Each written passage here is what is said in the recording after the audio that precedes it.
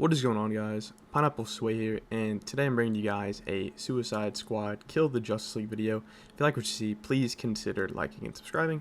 Today we're going to be talking about why this game failed and was a tremendous failure, and sort of ways of how it could have been fixed, or, how it could have been a lot better. And obviously this is going to be 100% my opinion, but let me know down in the comment section, how would you have fixed this game? What didn't you like? What did you like? Were there some positives? Did you not like this game at all? Or do you think there was some redeeming qualities? I am inclined to believe that this game had some redeeming qualities. But first we're going to talk about, why this game was an obvious failure. And then later on in the video talk about, what could have fixed it, what could have made it a lot better. And maybe, in a hypothetical scenario, how it could have been a success for Rocksteady and Warner Brothers. So let's get on with the video. Starting with the number one reason why I think this game was really a failure. It doesn't have anything to do with the game itself or the actual gameplay. I think it was just due to poor leadership at Warner Brothers. For some reason, this is public knowledge. You can find this. I have mentioned this in videos time and time again, and it's not really talked about a lot. Warner Brothers, for some reason, thought this game was going to be a billion-dollar industry and sort of this new thing to just bring them infinite revenue. They thought Suicide Squad was going to be the next big thing in this billion-dollar industry, and that's not an exaggeration either. And the funny thing is, a lot of people who worked at Rocksteady who was working on this game honestly thought Warner Brothers was joking, and that it was just one big joke when this game was kind of getting developed. But no, Warner Brothers was completely serious. So a big part of it was sort of just this lack of understanding your general audience and really the game that you were making, because Suicide Squad really isn't a popular media at all. The only reason it's even remotely close to being popular was because of the 2016 movie, and even that was sort of a disaster at the box office. So just seeing how Warner Brothers sort of set this game up for failure themselves, just for having unrealistic expectations, it definitely goes a long way in seeing why this game ended up being a failure. I think if they would have looked at this game realistically, knowing that it was a live service, knowing that it was these D-list characters that no one cares about, they could have had a much more realistic ground for them, and probably in the long run would have helped Rocksteady not feel so trapped in trying to make this game that was virtually impossible. And basically what I'm trying to say, especially when you're being told one thing that's just completely, untrue and not even remotely possible, because in no scenario, I don't think this game would have ever been a billion-dollar game. And the way Warner Brothers saw it is they just saw a Fortnite clone.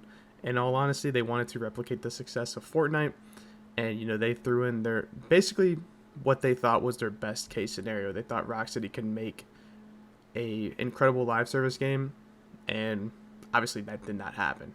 Next is another obvious one. Knowing that Rocksteady had no experience whatsoever in making live service games, I think this was a recipe for disaster. You're sort of just asking, for failure. And honestly, what hurt them too is they didn't really, this isn't Rocksteady's fault, this is WB's fault. They could have partnered with another studio that has expertise in live service games, so they could have made a better live service experience. However, credit to Rocksteady, there was some positives about their live service game, but it was also a problem too, knowing that Rocksteady has never made a game like this before in terms of live service.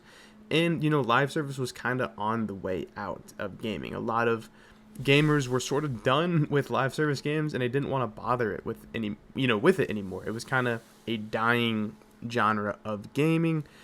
But, Warner Brothers stuck with it because obviously they have the final say at the end of the day.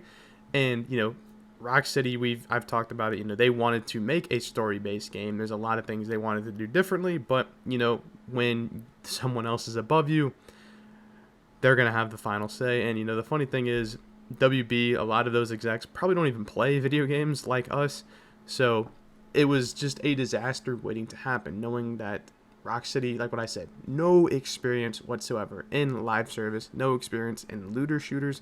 This was a completely new thing to them. They were basically testing the waters to see what was the best case scenario. What can we make with all of this new stuff? Can we replicate our success from the previous Arkham games? And obviously we all know now they did not. Next, on a big part, I think why this game failed was because of the poor microtransactions. I remember back in the day when, Arkham City released a skin pack and you would get like 8 skins for $1.99, or even Batman Arkham Knight, for example. A season pass cost $20 and you got a ton of stuff. That was a totally different case with Suicide Squad, as, skin packs, a singular skin, was $20, which in a game like this just isn't good. It doesn't help the game in my opinion, especially, knowing that, if you bought the game day one, basically, you already spent $70 for the base game. And then if you bought the deluxe edition, I believe deluxe edition was $100. It might have been 90. I can't exactly remember. I think it was 90. So then you log on the game, and you gotta already spend $20 just for a cool costume and stuff like that. And the problem was too is like, it's different if the costumes are like good. Like for example, like Marvel Rivals, they've been doing really well with their costumes, although I don't necessarily agree with a lot of the pricing for Marvel Rivals. That, I'm not going to talk about that. I'm not talking about that today. It's just a big problem for Kill the Justice League was not only are you paying $70 to $100 already for base game, a lot of the outfits that came out for the first 2 seasons of the game just were not good. They were not good. And, it was also too a lot of false promises. The in-game shop was supposed to reset weekly. That was not true. I think it reset with every new season update, which a big part of that was, because the game stopped production in March. But it's hard to justify, spending $20 for an outfit that doesn't even look good. Like, we didn't even get Arkham outfits until season 2, and we didn't really get any good comic accurate outfits until season 3. So, there was that.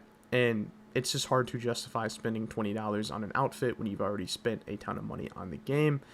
And, people need to understand, like, especially like WB, because, I don't blame Rocksteady for the pricing. It has nothing to do with them. It's, the upper management at Warner Brothers. People need to understand that, money doesn't grow on trees, and we're not made out of money. And, most people that are playing your game are going to be, kids, teenagers, and young adults. And what is something that we all have in common? We're either paying for tuition or we're paying, rent, and we're just kind of scraping by, so there's not going to be a lot of people that have money like that to just kind of throw around, especially on virtual cosmetics that essentially do nothing for you, and for the first half of the game's life cycle didn't even look good. And, moving on now is that another reason, is probably because how much time passed in the initial universe, not necessarily from Arkham Knight to Suicide Squad, but in the game's universe. I believe that it was 5 years after the events of Arkham Knight. And, the biggest problem is that so much happened and they kind of just didn't explore it. It didn't really feel like an Arkham game and kind of felt more like it was just kind of there. Like, oh, all of this stuff happened, and by the way, this game takes place 5 years after Arkham Knight, and there was just a lot of jumps, like the introduction of the Justice League, the introduction of the Suicide Squad, introduction of Brainiac, and sort of no build-up. Although, in all honesty, I don't really think they initially ever planned to make a sequel after Arkham Knight, which is why I think, a lot of things just kind of feel out of place. I think they could have, set it up a lot better. And, something I like to point out is if you have read the prequel comics to Suicide Squad, Kill the Justice League, I think the comics introduction would have served the game a lot better and would have worked a lot better in the game. Basically, to give a quick summary, I think it would have served perfectly as the game's tutorial. And you're basically playing as the main 4 squad members and you break out of Arkham Asylum. That was basically the prequel comics' first initial comic, is them breaking out of the asylum and getting handpicked by Waller to join the Suicide Squad. And you also learn about how Brainiac's invasion has been going on for, I believe it was 3 weeks or 3 months, and basically it was crunch time to sort of put together a team to solve, this global crisis, really. And that's, like what I said, that's another issue is just, it just didn't feel like anything meshed well or anything connected. Coming from Arkham Knight to this game, there was many references, but I just think a lot more build up would have served this game a lot better. And as I said, I think a Superman game taking place shortly after the events of Arkham Knight, possibly setting up Brainiac as the main villain, would have served this game nicely and would have went a long way in the long run. Next is the gameplay mechanics. Honestly, other than the traversals, the gameplay can get a little tiresome at time. The traversals are amazing, but there just wasn't enough uniqueness to each character. Every character kind of felt the same, which is, I think, a big part to why people just didn't like this game. Originally, they wanted to stick with the Arkham combat. I'm not really sure why that was changed last minute. Obviously, it is what it is. But, I think if they would have given each character a sense of uniqueness and not relatively just guns and grenades, I think it would have helped give the game a bit more of a replay factor and replay value, and been a lot more positively received from the fans. And that also goes back to mission variety and boss fight variety. Just a lot of repetition. And, looter shooters and live service games are like that. That's obviously the intended style. But, normally there's some challenge and difficulty to it, and at least some sort of uniqueness in that variety, in that mission variety, in boss variety, in whatever, in terms of getting new gear and whatnot. But, it was obvious that, this was Rocksteady's first rodeo when it came to a live service looter shooter.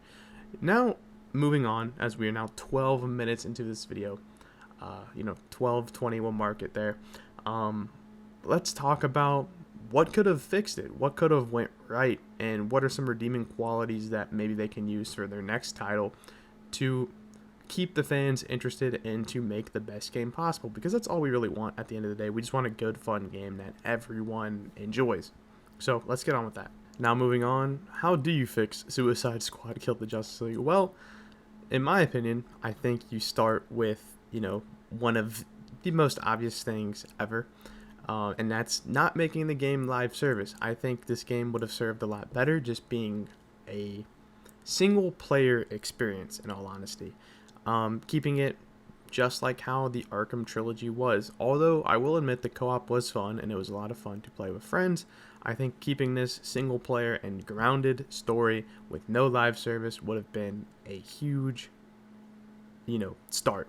And it would have helped the game, I think, in the long run, just keeping it in a grounded universe.